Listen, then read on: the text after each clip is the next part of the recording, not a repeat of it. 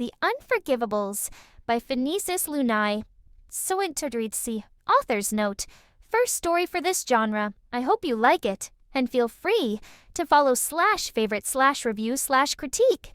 Since reviewer Leonidas 701 mentioned the time period, it's been confirmed that The Incredibles indeed starts in the year 1955.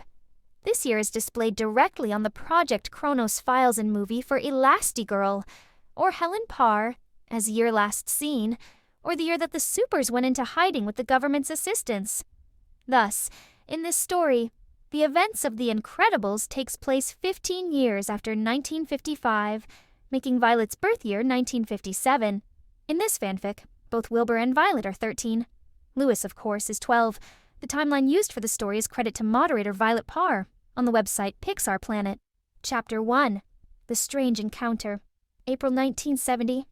Behold, I am the Underminer. I'm always beneath you, but nothing is beneath me. I hereby declare war on peace and happiness. Soon all will tremble before me. The Underminer's words rang in Violet's head as she and her family put on their masks and ducked into a nearby school building bathroom to change. Luckily for the Incredibles, the building was mostly deserted, and they weren't noticed as they emerged from the restrooms in full costume, ready for battle. Running outside, Violet could feel her heart pounding in her chest as she sprinted after her mom and dad. Surprisingly, Dash ran alongside her, flanking the other side of the formation as they ran out into the street to greet the new threat to all of Metroville. Glancing to her side, Violet noticed her mother was carrying Jack-Jack, who was also now wearing a super suit. Almost immediately, the Incredibles branched out into two teams. The first team consisted of Mr. Incredible and Elastigirl, as well as their son Jack-Jack.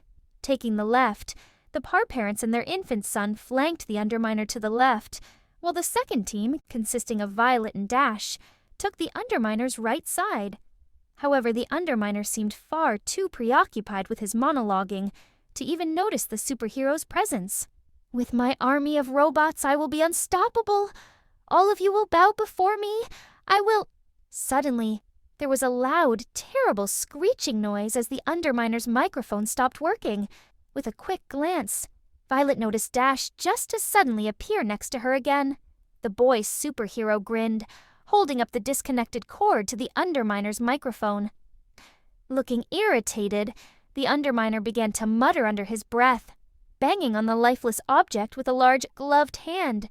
"Stupid thing? Hey, buddy!" Mr. Incredible finally yelled. Startled, the Underminer looked around, hunting for the source of the voice. "Oh, down here!"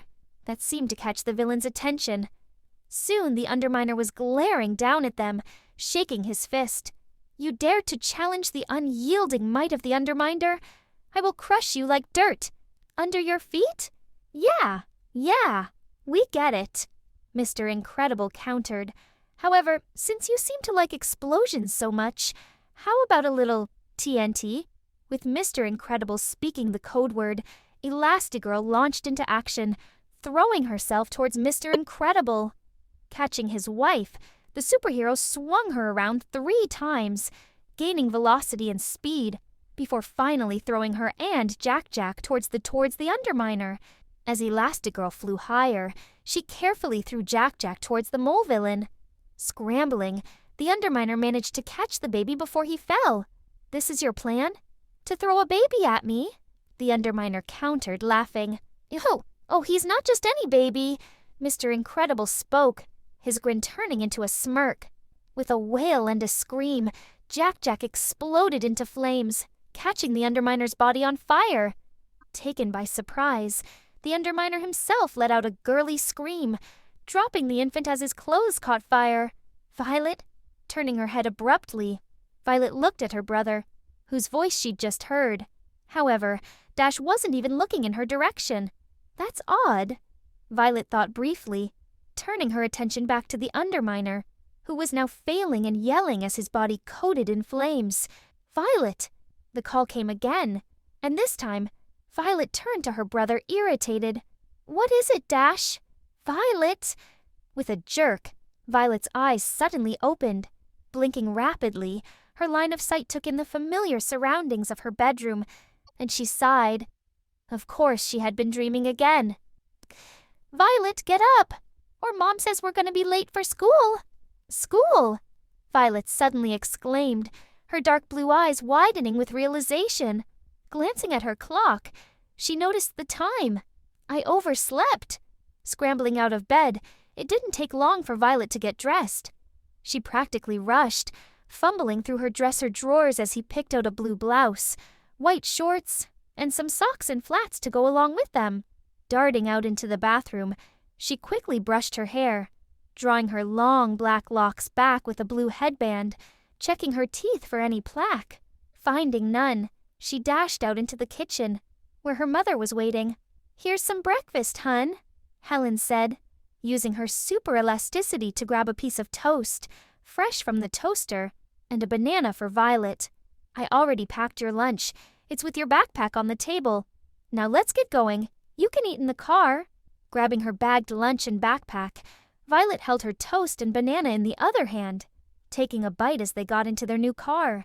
Thanks to defeating Syndrome, the government had not only given Bob a new job with the IRS, but also awarded them with reward money. According to the FBI, Syndrome had actually been somewhere on their America's Most Wanted list, even though it seemed a bit odd that none of them particularly remembered the villain retaining that status. Whatever the case was, her dad not only had a new job, one that was secure and well-paying, but they also recently purchased a brand-new 1970 Ford Cortina. Even while preoccupied with the warm, delicious smell of toast and banana as she ate, Violet could also detect the new car smell that permeated the vehicle. In a way, the odor made her feel a bit strange. Never before had she remembered having a car this new, even though it was finally nice to have something that she felt her family deserved. First, they pulled up in front of Dash's primary school, where their mother dropped him off. Then, they drove towards Western View Junior High School, with her mother trying not to exceed the speeding limit too much. When they arrived, Violet looked out the passenger side window, realizing with a sinking sense of dread that no one else was outside. The bell signaling the start of class had already rung. "Bye, Mom! Thanks for breakfast!" Violet called over her shoulder, grabbing her backpack and slamming the car door behind her. Sprinting towards the nearest trash can, Violet tossed the banana peel, running through the school's front doors. She could already feel the intense ache in her calves and legs, but she pressed onwards. It would look only worse if she missed her first period class entirely. "Oh no," Violet muttered nervously. No one was in the halls, and everyone was in class. Running towards her first class, and feeling her leg muscles protesting the entire way, she paused briefly in front of the door. Brushing the breadcrumbs off her blouse, she checked herself for any stains before placing her hand on the worn knob, twisting it open. "Sorry, Mr. Newman," Violet apologized to her teacher, a grumpy-looking older man in tweed. Mr. Newman sneered at Violet, crossing his arms as she found her assigned seat. "Late again, I see," Mr. Newman said, his voice laced with sarcasm. "Miss Parr, please try not to interrupt me in the beginning of a lesson again." "Sorry," Violet apologized again, tucking a strand of hair behind her ear. Through the rest of class, Violet sat quietly in her seat, taking out her notepad and a pen in order to take notes. Despite oversleeping the night before, Violet could feel her entire body aching with exhaustion. With the return of the supers, along with her family's alter egos as the Incredibles, things had gotten a lot more hectic and complicated than they used to be.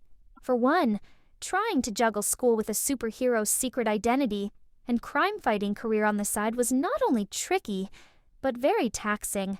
Their fight with the Underminer in the weeks before had proven that, and since then, a lot more supervillains seem to have popped up to challenge the Incredibles.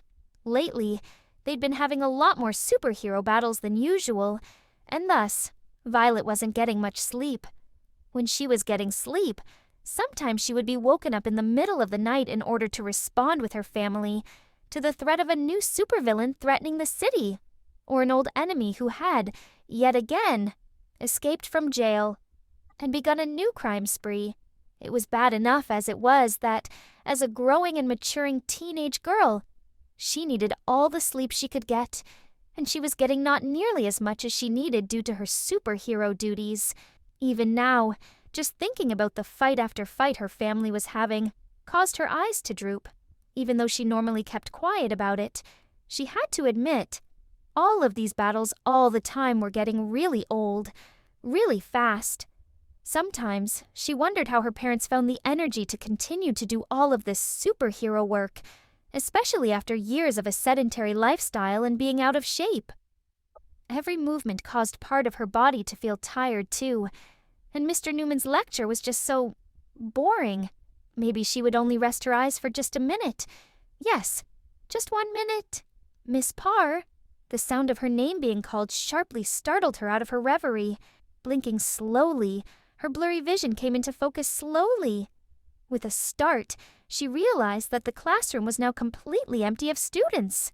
Miss Parr, how many times have I told you, do not fall asleep in my class? Mr. Newman barked angrily, leaning forward to emphasize his point. How many times do I have to give you detention to get that simple request through your thick skull? After a moment or two of glaring down at Violet, the teacher straightened himself up, smoothing his tie. Miss Parr, if I may have a word, Mr. Newman added, this time, albeit coldly. But Mr. Newman, Violet replied, confused, don't you have another class coming in? My next period, thankfully for you, is free. The teacher replied brusquely, follow me to my desk, please. Feeling a sense of dread bubble up in the pit of her stomach, one that Violet was now all too familiar with. The teenager nodded, slipping her notebook in her backpack and slinging it over her shoulder before following Mr. Newman to his desk. The teacher seated himself, leaning back in his chair as he turned his sharp, glaring eyes to meet Violet's. Violet, I'm really sorry I have to do this, but you're failing science, he said. What? Violet responded, feeling both a little surprised. The sinking feeling in her stomach seemed to have sunk to even lower lows than before. But Mr. Newman, I are constantly late to class, fall asleep during most of the lessons, and get D's and F's on almost every pop quiz and test I've given. Maybe a C if you're lucky, Mr. Newman replied, pressing his fingers together. Not to mention the times when your mother calls to pull you out of school for the day, for one excuse or another. I've tried to dissuade you from continuing with this behavior, with all of the detentions I've given you, but even that doesn't seem to be working. I'm sorry, Violet, but at this rate, you're not going to be able to graduate with your classmates. In fact, you will probably be held back a grade. But Violet said, wanting nothing more than to sink into the floor and disappear completely. Or better yet, just turn invisible. How could she have not noticed that she was failing science, of all of her classes? Then, another thought hit her, one even more nerve-wracking. What if she was failing all of her classes? I'm sorry, Violet. I truly am, Mr. Newman continued. Believe me, with all of the trouble I have to put up with you, I'd want nothing more than to just give you an outright F, to fail you for the year. However, there is one chance that you could help get your grade up to passing. Violet's ears perked at this. Could there be a chance that she could help bring her grade back up, so that she could graduate this year? Of course, Mr. Newman. I'll do anything, Violet said eagerly, though she realized she probably sounded a bit desperate.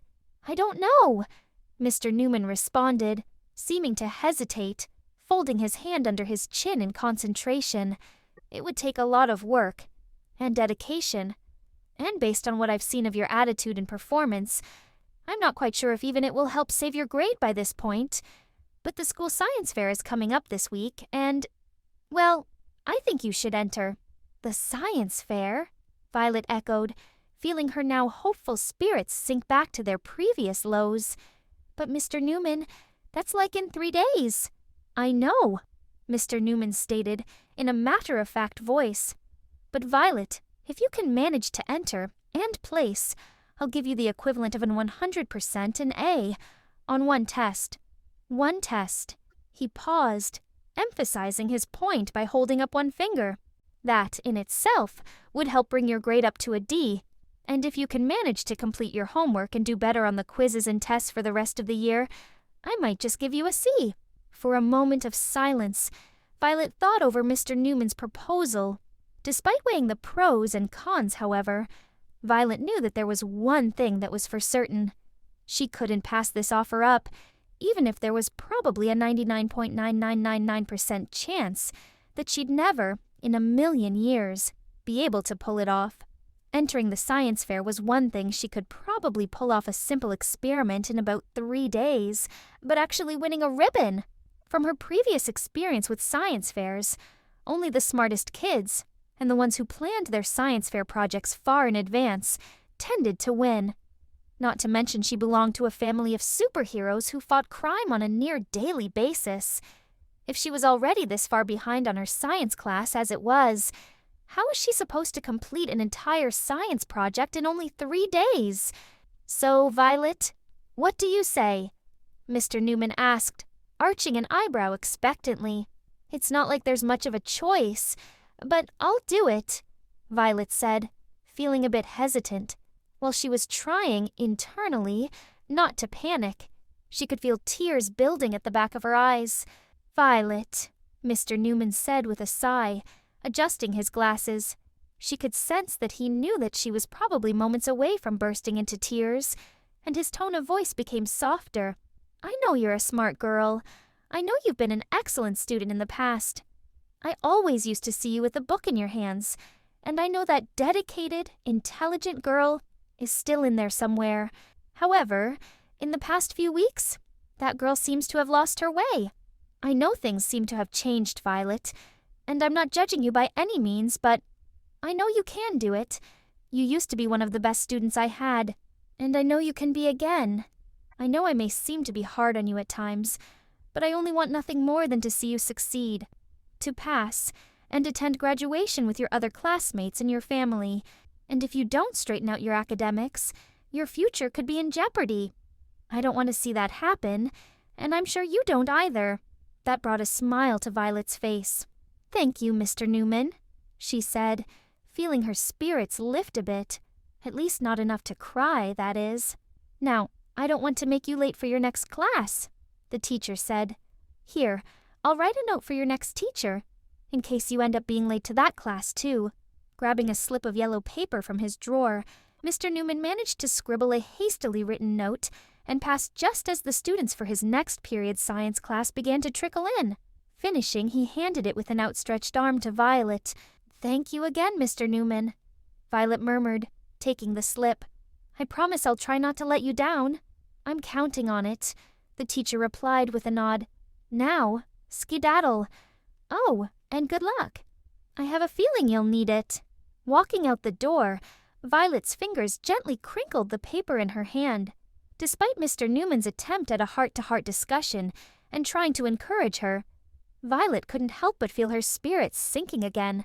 He'd mentioned her family, another aspect Violet hadn't thought of, but one that now had her stomach crawling with dread. How am I going to tell my family, especially Mom and Dad, that I'm failing my science class? Or worse, that I might be held back a grade, Violet thought. The sheer thought of telling her parents made her skin crawl, and she could just imagine how the scenario would play out now. Hi, honey. How's school going? Oh, you know, same old. Doing homework, studying, failing my science class? No, she thought, biting her lip. That would definitely not go down well at all. Hey there! Jumping, Violet let out a small cry of surprise as someone suddenly spoke to her. However, she quickly recovered, swiveling her head to take a good look at the speaker. Oh, hi, Kari, Violet replied, albeit dismally. Every day after science class, Kari McKean, her best friend, and probably only friend at the moment, would show up to chat with her in between classes. Oh no, Kari responded, looking concerned as her eyes darted back and forth from the door and back to Violet. Did something happen with Mr. Newman? Did he give you another detention? No, Violet said quietly, glancing down at her shoes. They suddenly seemed a lot more interesting than looking at Carrie at the moment.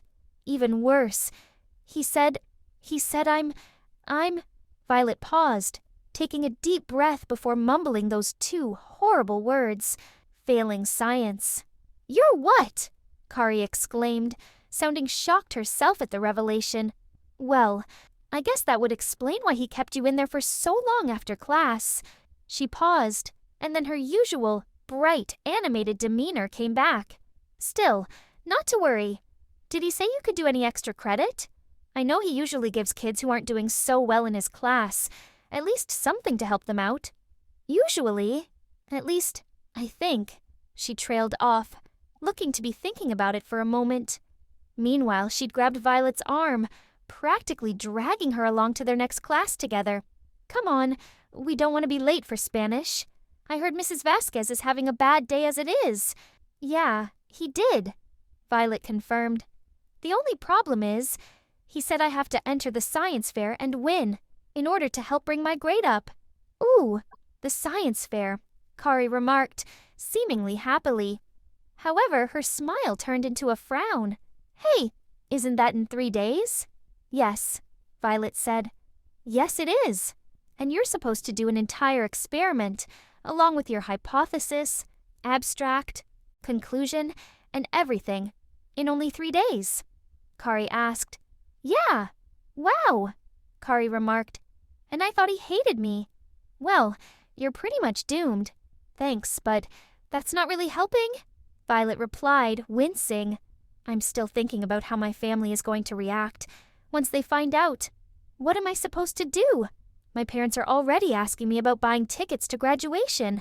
Once they find out, I'm done for. You mean, if they find out?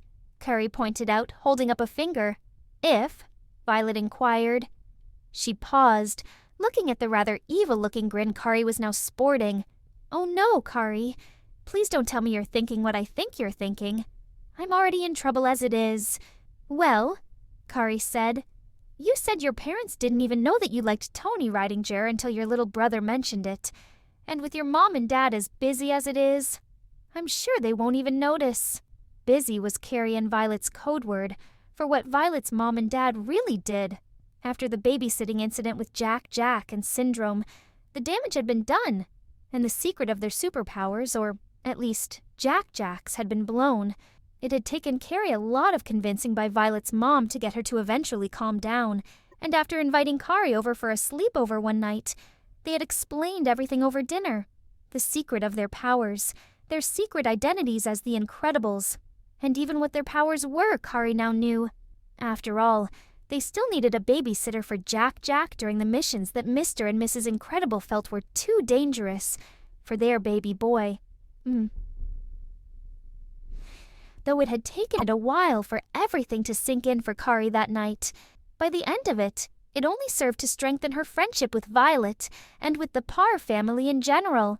They had also made Kari to promise never to reveal their secret, to which Kari readily agreed, being Violet's best friend and having previously babysitted Jack. Kari was the most trustworthy person Mr. and Mrs. Incredible knew for the job. Plus, Kari had already proven she was worthy of trust by tipping the Incredibles off to Syndrome's antics the last time she had taken care of Jack. Speaking of Tony, have you told him yet? Kari added, flashing a suggestive look at Violet. Violet said, rubbing the back of her neck sheepishly. No? Kari repeated, clucking her tongue in disapproval. Tisk, Violet. And now that you two are practically an item, you're going to have to tell him eventually. Or I could just not tell him, Violet proffered, rolling her eyes. You know, like you suggested doing with my parents, with the whole, hey, I'm failing science deal. Sure, Kari said, walking a few steps ahead of Violet. Keep telling yourself that. You know, Violet, they say that a relationship is supposed to be based on trust. If you and Tony are going to be in a relationship, you can't have any secrets. I know, Violet affirmed. I do want to be with Tony, but it's just, well, I'm special, and he's, well, normal. Sighing, Violet thought Kari's words over as they slipped into the Spanish classroom. Since Tony Ridinger had asked her out a few weeks ago, just before the fight with the Underminer, Violet had felt happier than she had in a long time. She and Tony had had a great first date at the movies. going to see the newly released movie The Aristocats, a Disney animated musical film. Ever since then, she and Tony had gone on several dates to local restaurants, the bowling alley, the skating rink, and even back to the movies. Every time, she and Tony had had a wonderful time, laughing, joking, and having a lot of fun. At Western View Junior High, it was generally whispered and viewed by the rest of the student body that Violet was now officially Tony's girlfriend. However, Violet's relationship with Tony Ridinger was, as she would put it, complicated. First off, there was the plainly obvious fact that, while Violet was a super, Tony was not. Thus, Violet had to keep her secret identity just that a secret even from Tony, who most would consider her boyfriend. She'd even had to cancel a date or two with Tony due to having to do a mission, or fight a supervillain or a threat somewhere in the city, and she'd always had to come up with some excuse to explain why she wasn't able to come, though she really hated having to stand Tony up at times. Ultimately, she knew that it was probably better for both of them that he didn't know her secret identity. After all, there were a few things that worried Violet about her relationship with Tony to begin with. For one, even though their first date had gone well, he hadn't kissed her before his parents had dropped Violet back at her house, nor had he kissed her on any of the dates afterwards. From what Violet had read in women's magazines and heard from Kari and other girls, weren't guys supposed to at least kiss you on the first date if they really liked you? Ultimately, Violet wasn't sure, but she tried not to think about Tony not kissing her too much. Plus, there was the fact that, up until she'd changed her look, Tony had never even shot a second glance her way, though, to be honest, whenever he had, she'd used her ability to turn invisible. To be honest with herself, perhaps Violet was a bit hesitant herself about even considering telling Tony her secret. After all, it wasn't just her secret, but her family's too. Sure, Aunt Honey was a normal person, or at least to Violet's knowledge, and she had ended up dating and marrying Uncle Lucius. Still, there were also her parents to consider, and they had met after meeting each other during the glory days of the supers. They didn't have to deal with the dilemma of sharing their secret of being a super. They both already were supers. And from what she'd heard, it was also love at first sight. With the return of the supers, Violet had heard her mom mention to her dad a few times about other superheroes, including a phrase along the lines of, "Maybe Violet will one day meet a guy during one of our super runs, you never know." After overhearing her mother's comment, Violet wasn't quite sure what to think. Did her parents secretly not approve of Tony? Because he wasn't a super? Did they want her to date a super guy? Was she supposed to be dating a super guy? It was all very confusing. Pushing aside festering thoughts about Tony for the time being, Violet seated herself at her desk and paid attention this time for real to Mrs. Vasquez's Spanish lesson today. The superhero teenager was already having a bad day as it was, with the failing science revelation, and she didn't want to make it worse by worrying about Tony and whether or not he really liked her. For the rest of the school day, Violet's day was relatively normal. Thankfully, she hadn't been called out because her brother was sick again, or some other reason, and was able to sit through all of her classes without falling asleep again. Still, by the end of the day, she felt so tired and weary, she felt she could have easily been run over by a bulldozer, or run a marathon the day before. So when Kari met her at the end of school and began dragging her to the gym, Violet's first reaction was to protest. "Do we really have to go?" Violet whined, pulling against Kari's strong grip on her wrist, to no avail. "Come on, Kari. Can't we just go tomorrow?" "No," Kari confirmed. "They've already started setting up for the science fair, and gosh darn it, I'm not going to let you just slack off on my watch, Violet Parr. Never fear, Kari's here to help you win this thing. Fine, lead the way." Sighing, Violet gave up in the end, following Kari to the gym to look at some of the already completed science fair projects. The few that were already set up were on tables pressed against the wall, allowing room for gym class up until the date of the actual event. There were a few interesting ones, for sure, including one that involved a volcano, another one that looked like it involved smoking, and another that dealt with the water cycle. "Ooh, what about this one?" Kari called, looking at one of them with excitement. This involves something about pollution. Maybe you could do something similar. The effects of litter on beaches or something. No, Violet said with another sigh, rubbing her temples. Josh Masterson is already doing something on that. Oh, okay. What about something about Coke and Mentos? I heard that when you put them together, they explode. No thanks. I've got to win, remember? I don't think a science fair project on soda and candy is going to help me do that. Okay, well, Kari said, turning on her heel to face Violet.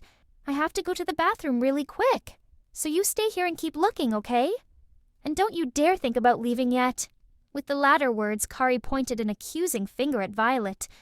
Okay, I won't, Violet said, rolling her eyes. However, she stayed put as Kari ran off to the girls' locker room. Sighing for what seemed to be the millionth time today, Violet walked slowly around the gym. Passing by each of the brown tables slowly, she meandered about for a minute or so, before deciding to get her notebook out of her backpack, in case she did happen to get any good ideas. Getting her pencil, she chewed on the eraser end slightly, mulling over different ideas as she stared at the blank piece of paper in front of her. Tectonic plates? No, too hard. Or what about ants? Ants and colony studies might be good. No, that sounds kind of creepy, Violet muttered to herself, writing each idea down before ultimately crossing it off. After a few minutes of doing this, the page was filled with crossed-out ideas, and Violet wasn't anywhere closer to figuring out what it was she wanted to do. Ugh! Violet groused under her breath, tearing the page out of her notebook. Why can't I just come up with a good idea? She crumpled the page in her hands into a ball, tossing it to see how far it would go.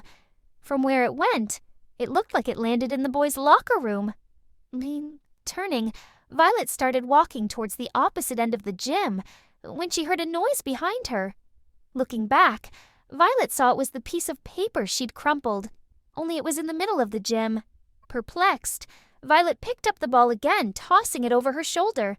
Violet had turned around to walk off again, when something hit the back of her head. Kari? Violet called, whipping around. Kari, is that you? This isn't funny, you know. Looking down, Violet frowned when she saw it was the same piece of paper. After a few seconds of silence, Violet began to feel a bit annoyed. Picking up the small paper ball yet again, Violet stalked her way over to the boys' locker room. Kari, I know it's you. There's no one else in the gym. You can just quit it now, Violet announced, stopping just outside of the boys' locker room.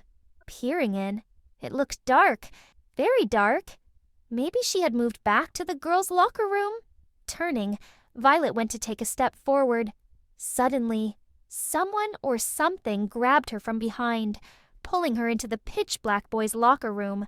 Violet opened her mouth to scream, but a hand covered her mouth. Don't scream, a voice commanded. This area is not secure. Please promise you won't scream. Not secure? What does that mean? Violet thought. Her first instinct was to automatically assume it had something to do with a threat of supervillain. Maybe some bad guy had discovered her secret identity and come looking for her, or a bomber or gunman was about. Why else would he be asking her not to scream? Nodding, Violet felt the pressure of the hand on her face instantly vanish. Okay, good, the voice said. Just as suddenly, she heard the sound of a light switch being flipped, and the lights came on. Turning around, Violet was surprised to see a boy. He looked to be around her age, dressed in a navy t-shirt with the lightning bolt emblem on the front, as well as rolled-up blue jeans and sneakers. The first thing Violet probably noticed about him, however, was his hair, which was a shiny black, and looked like it had been styled with gel into a cowlick. As Violet didn't recognize him, she assumed he probably was from a different school, or maybe he was a new transfer student. Now, the boy said, eyeing Violet suspiciously. Have you seen a boy around your age? Spiky blonde hair? About yay high? The boy made a height gesture with one hand. No, Violet said, feeling confused. What's this all about? The boy said, seeming to think over Violet's response before glancing at her again. Ari, you sure? Violet began to say, really unsure of how to answer. As she hesitated, the boy seemed to dart around her, eyeing her from her shoes to the top of her head, examining her as though she was some sort of test subject. Who are you? And why are you doing that? Sorry, the boy apologized, returning to his original position.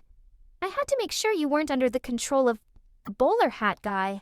The what? Violet asked.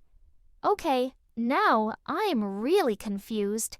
The bowler hat guy. Tall man, black cape, obviously with a bowler hat, the boy said, stating it as though it was common fact. Is he some sort of supervillain or something? Violet asked. Not a supervillain per se, but make no mistake, he is indeed a villain. And I have to stop him. The boy seemed to pause, looking to be thinking again. Stop him from doing what exactly? Violet inquired, moving her hands as she tried to get the boy to explain himself. That is an excellent question. Okay, Violet said, trailing off. So, how do we stop this bowler hat guy? I have to admit, bowler hat guy is kind of a bad name for a villain, she thought. That is also an excellent question. Okay, now I get the feeling that he's hiding something from me. Violet added her in mind. Look, guy. Special Agent Wilbur Robinson of the TCTF. The what? Time Continuum Task Force. Okay, Wilbur Robinson. Well, since you won't tell me how to stop this bowler hat guy, I'm afraid I can't help you. Violet finished. And I really need to get back to helping myself with an idea for my science fair project. Science fair project? Wilbur asked, seeming to perk up at the mention. Science fair project? You're sure you don't know any kid by the name of Cornelius Robinson? Who? Violet asked, feeling confused again. There's no Cornelius Robinson at Western View Junior High. Ah, I see, Wilbur said, pausing. Tell me, what year is it? There was a moment of awkward silence between the two, as Violet merely stared at him, and Wilbur arched an eyebrow expectantly at her. Did you hit your head or something? Violet asked. I know how it looks, but just please answer the question. Okay, Violet responded. It's 1970? Her tone ended on a higher note, as though she was asking a question rather than stating a fact. 1970. And you're sure of that? Of course I'm sure, Violet defended. And he somehow thinks that I'm the crazy one here? Now, if you'll excuse me, the superhero teenager began to turn around to walk out to the gym. Wait, Wilbur interjected. Violet turned around again. This time, it was Wilbur's turn to sigh. Fine, I could lose my badge for this, but he's a suspect. In a robbery. Okay, what did he steal? Violet asked. A time machine. What? I was tracking him through time, and my informants say he's after one kid in particular. Cornelius Robinson. Why him? The boys back at HQ haven't figured out a motive yet. And by HQ I mean headquarters. I got the gist of that. Good. You seem like a smart kid. I'm more than just smart. Oh, really? How so?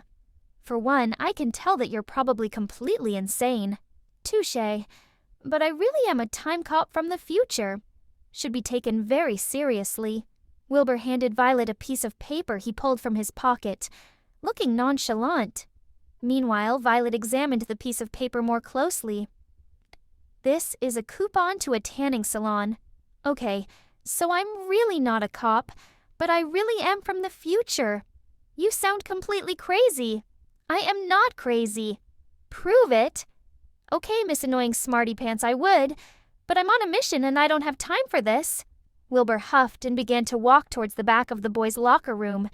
He took several steps forward, walking out the door and turning the corner. Annoyed, Violet decided to follow the boy who called himself Wilbur Robinson. For one, she was both very confused and curious, and two, he could legitimately be crazy and have forgotten to take his meds. Or maybe he was having a diabetic attack or something. People with diabetes seemed crazy when their blood sugar got low, right? Wait, Violet called, turning the corner several steps behind Wilbur. She sprinted after him, but by the time she skidded out of the locker room, he was already going outside through the gymnasium doors. The teenager continued to follow him outside at a fast walk, but she couldn't see him anywhere, even as she walked out towards the back of the gym. "I'm really sorry, She seemed to slam into something very solid like metal and ended up falling on her back and onto the concrete sidewalk. However, when she got up and blinked her eyes, there wasn't anything there. Startled, Violet got back up, reached a hand out tentatively, and stepped forward, and felt what indeed appeared to be cool, smooth metal, only invisible. Feeling her way around the object, Violet felt what appeared to be some sort of protrusion, and slowly she climbed on top of it. Sensing her way around, Violet was attempting to get her bearings when one hand slipped. Her weight suddenly buckled under her, and she fell into what appeared to be some sort of cushioned seat. To her side, she noticed Wilbur approach the thing from around the corner, paying attention wholly to some device in his hand who pressed some kind of button. In an instant, whatever had been invisible suddenly started to turn visible. As the shape formed quickly, Violet could see whatever it was. It was red, white, and black, and appeared to be some sort of machine. Syndrome, Violet realized, reminded of the villain and the Incredibles' former enemy. With the color scheme, of course, only Syndrome could come up with something like this. How else can a machine like this turn invisible? Like me? It was now that Violet began to panic a bit. However, before she could do anything, Wilbur hopped up in what appeared to be the driver's seat, pressing another button. The shield of the machine, which had been opened, closed tight over them with a slight hiss. Then, with the press of another button, the machine began to hover in place. "Okay, Vi, don't panic. He probably was paying too much attention to his device to notice you. Yet," Violet thought, feeling her heart rate spike. Then some sort of bubble-like shield began to form around the machine, creating a whirring sound as the vehicle began to power up. Watching, speechless, from the back seat, Violet watched as the whirring sound grew louder and louder, and finally, the machine seemed to reach full throttle. With a jolt, the machine went airborne, flying off into the bright blue, cloudless sky above. The machine, Violet figures it was some sort of airplane, gained speed and altitude, the humming growing even louder as the bubble around the machine began to spin. Wilbur seemed to be muttering something to himself, pressing a few buttons as he did so, but she couldn't make out what he was saying. Then, in an instant, there was a burst of white light and a deafening roar. It was at this time that Violet finally chose to scream. The pilot, Wilbur, seemed to jump at least an inch into the air and yelled, scared out of his wits by the shrill noise. Quickly, he looked over his shoulder to the back seat, and Violet instantly knew that her cover was now blown. "What are you doing?" Wilbur yelled. "I don't know," Violet screamed back. With a whoosh, the white light was gone, and there was a loud popping noise. Sitting up, Violet was able to get a look out of the clear, glass protective shield that surrounded the machine, and gasped. "Oh, my gosh," she breathed, putting both hands on the glass. Metroville was gone, replaced with what seemed to be entirely different buildings, in an entirely different landscape. To top it off, as they descended, she could get a better view of the cars and people below, and everyone was dressed differently. Instead of the styles that were so popular in 1970, these people were wearing different clothes, different hairstyles, and even drove weird-looking cars. "Where are we?" Violet asked quietly. "I think the better question is, when are we?" Wilbur pointed out. "And according to my year calculator, we're in 2007, and 37 years into the future." Meanwhile, in the past, though she had returned from the girls' locker room restroom humming, Kari had noticed the Violet was gone. More specifically, she has been gone from the gym, though she could hear her voice coming out of the boys' locker room. Curious, Kari took a quick peek inside and gasped. Violet was talking to another boy? Someone who she, Kari, didn't even recognize. Whoever it was, must not be from their school, but backing against the wall outside of the boys' locker room, Kari eavesdropped as the two conversed. If anything, they seemed to be having some kind of argument. Violet seemed to think the other kid was crazy, whereas the other kid was saying stuff like he was from the future, had a time machine, and was a cop of some sort. Okay, so maybe not a cop by the end, but he said he was still from the future. All the while, Kari pressed herself against the outer wall, listening. She continued to listen until the boy, whose name was apparently Wilbur Robinson, came storming out. Luckily, he looked too upset or annoyed to even notice her presence, and he stormed by her rather quickly within saying a word. Meanwhile, Kari heard Violet's footsteps and quickly ducked into the girls' locker room before Violet noticed her. From inside the other locker room, Kari could hear the other girl calling after this Wilbur kid and, perplexed and confused by the whole argument, Kari began to think, who was this Wilbur Robinson kid? He obviously wasn't from their school. How did Violet know him? And if so, how did she, Violet's best friend ever, not know about this Wilbur kid? Unless Vi had been keeping this Wilbur kid a secret from her on purpose, which might mean... Gasp. Could it be possible that Vi was cheating on Tony with this Wilbur kid? Kari did recall Vi telling her the other day about her concerns that she and Tony hadn't even kissed yet, but if so, how could Vi do such a thing? Clearly, there was a possibility for scandal and secrecy, and Kari wasn't about to let her best friend get away with at least getting some answers from her. She waited a few minutes after Vi had left the gym, and then followed her outside, turning the corner around the gym. By the time she turned, however, there was something behind the gym. Kari watched as suddenly the Wilbur kid pressed some sort of button, and a red and white machine appeared out of nowhere. Gasping, Kari ducked behind the other side of the corner and watched as the machine, some sort of tiny airplane, flew into the sky. It flew higher and higher, some sort of bubble thing forming and whirling around it like a sphere, until it disappeared completely in a white flash of light. Kari's jaw could have literally dropped to the floor, and after a second or two of staring at the open blue sky where the machine had vanished, Kari picked her chin up. "Oh, my gosh," Kari whispered. That Wilbur kid seemed to have disappeared with Violet. Could he have kidnapped her? The thought of Vi being taken by some sort of supervillain caused Kari to spring into action. Sprinting through the school, she reached the main office and stopped abruptly inside, panting. Thankfully, it was still open. Can I use your phone?" Kari asked, huffing from effort. "It's an emergency." "Of course, dear," the secretary said, picking up the phone and handing it to Kari. The teenaged girl then proceeded to ring the number she needed. After a few rings, the other side of the call finally picked up. "Hello? This is the Parr residence, Helen speaking." "Mrs. Parr," Kari nearly yelled. "You need to get down here right away. Violet's gone." Meanwhile, nearby in the past, he had been just walking to his car after an important meeting with the school's science teachers in the main office, walking back to the limousine waiting for him outside, when he saw a flash of color in the parking lot.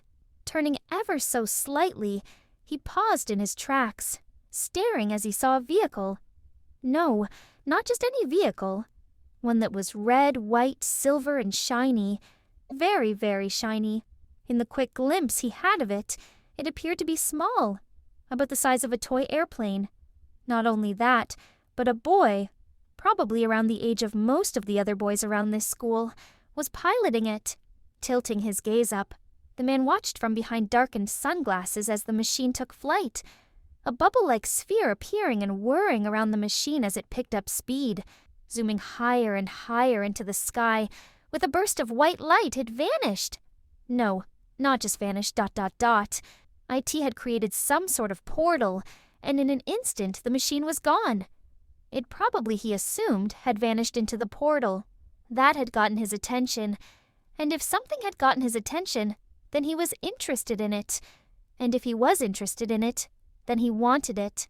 Blinking, the stout man reached up a wrinkled hand to adjust his sunglasses, a crooked smirk forming on his face.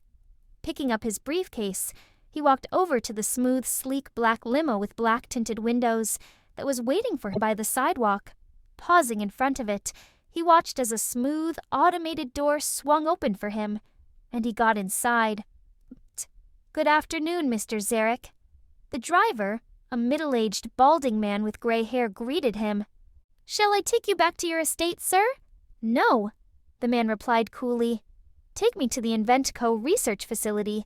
I want to find out more about this machine and file."